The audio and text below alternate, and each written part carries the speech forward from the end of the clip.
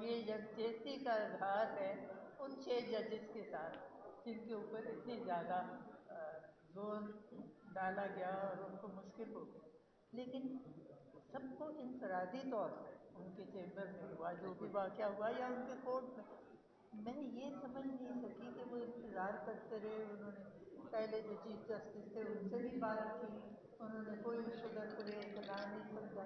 پھر جسٹس گیتا سے بات کی، اپنے چیف جسٹس سے کی، کسی نے کوئی خاطر میں لائی نہیں بات.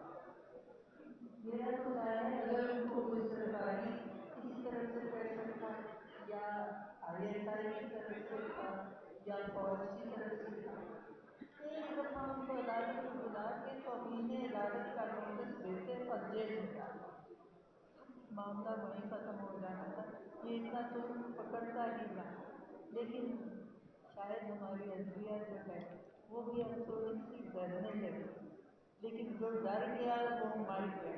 ہم نے تو یہی کوشش کرنی ہے کہ ڈرے نہیں اور ایک دفعہ کھڑے ہوں اور اپنے حقوق کے حصول کے لیے اور اپنے اوپر جو پبلک کو اعتماد ہے، ایک عدلیہ ہی تو ہے جس کے اوپر پبلک کو اعتماد ہے کہ ہمیں انصاف ملے گا. یہ زمانہ بھی آنا تھا کہ ججز انصاف کرنے کے لیے نکلے ہوئے، تو انشاءاللہ ضرور ملے گا انصاف.